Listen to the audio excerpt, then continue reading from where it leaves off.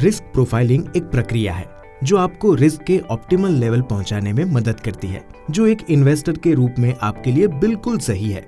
आपकी रिस्क लेने की क्षमता, रिस्क लेने की आपकी इच्छा और आपके फाइनेंशियल गोल्स को प्राप्त करने के लिए आपको जो रिस्क लेने की आवश्यकता होगी, उसे ध्यान में रखते हुए रिस्क उठाने की क्षमता को सबसे अच्छा माना जाता है। आइए हम इन फैक्टर्स को डिटेल में समझें।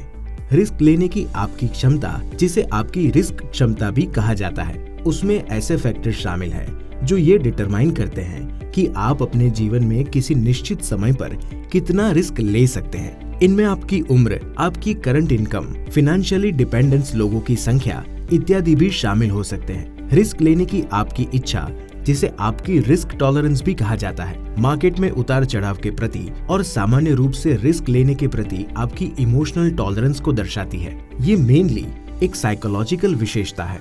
आवश्यक रिस्क अजम्पशन के एक सेट के तहत ये एक मैथमेटिकल कैलकुलेशन है जो आपको अपने फाइनेंशियल गोल्स को प्राप्त करने के लिए आवश्यक रिस्क के लेवल्स को समझने में मदद करता है। कुछ एक्सपर्ट्स आवश्यक रिस्क को किसी व्यक्ति की रिस्क क्षमता का हिस्सा मानते हैं, जो अनिवार्य रूप से एक फाइनेंशियल कैरेक्टरिस्टिक है। आपकी रिस्क प्रोफाइल आपको सही एसेट एलोकेशन की पहचान करने में मदद करेगा, जो ये तय करेगा कि आप इन्वेस्टमेंट का कितना हिस्सा अलग अलग एसेट क्लासेस में इन्वेस्ट करना चाहिए। पहले बताइए, सभी फैक्टर्स पर विचार करने के बाद रिस्क प्रोफाइल के कॉम्प्रिहेंसिव असेसमेंट के आधार पर एक इन्वेस्टर स्पेक्ट्रम पर इन कैटेगरीज में से एक में आता है जो कम रिस्क से लेता है, जो मेनली ज्यादा रिस्क के लिए डेट ओरिएंटेड पोर्टफोलियो का पक्ष लेगा, जिसका मतलब ये होगा इक्विटी इन्वेस्टमेंट्स का एक बड़ा हिस्सा है। जब आप इन्वेस्टमेंट ऑप्शंस को तलाश कर रहे होते हैं तो आपकी रिस्क क्षमता को उस रिस्क से मैच होना चाहिए जिससे आपको रिस्क उठाने की क्षमता के साथ आपको एक्सपोज करे।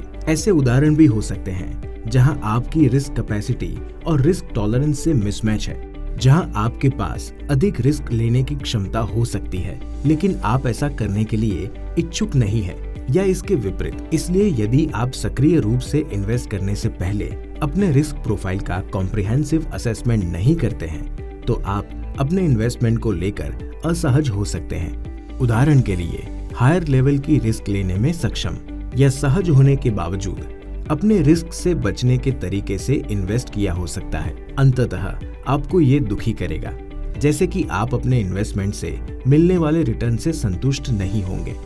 अपने रिस्क प्रोफाइल का असेसमेंट करने के लिए और प्रश्नावली है जिनका आप उपयोग कर सकते हैं, जिनमें से कुछ ऑनलाइन भी उपलब्ध हैं। और यदि आप प्रोफेशनल हेल्प चाहते हैं तो आप हमेशा अपने इन्वेस्टमेंट एडवाइजर से कांटेक्ट कर सकते हैं। वो आपको अपने रिस्क प्रोफाइल का व्यापक रूप से मूल्यांकन करने में सहायता करेगा और आपकी रिस्क उठाने की क्षमता से मैच होने वाले इन्वेस्टमेंट्स और प्लान्स का सुझाव करेगा।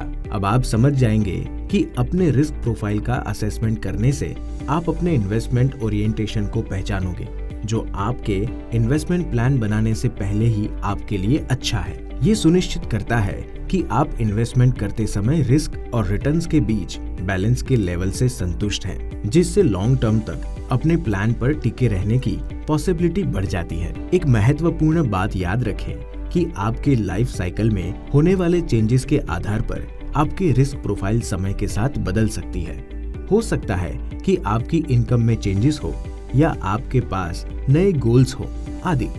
इसीलिए 25 साल की उम्र में आपके लिए जो सही था और काम करता था, वो 45 साल की उम्र में आपके लिए सेम होगा ही, ऐसा नहीं है। हमें उम्मीद है कि इस वीडियो ने आपको एक रिस्क प्रोफाइल के असेसमेंट की प्रक्रिया को समझने में सहायता की है। इसलिए यदि आपने पहले से ही ये अभ्यास नहीं किया है तो कृपया अपने इन्वेस्टमेंट एडवाइजर के साथ बात करें और अपनी रिस्क प्रोफाइल की पहचान करें। ये आपके फाइनेंशियल प्लान को आपकी आवश्यकताओं के अनुरूप बनाए रखने में काफी मदद करेगा। Mutual fund investments are subject to market risks. Read all scheme-related documents carefully. Mutual fund investments बाजार जोखिमों के अधीन है। योजना से संबंधित सभी दस्तावेजों को ध्यानपूर्वक पढ़ें।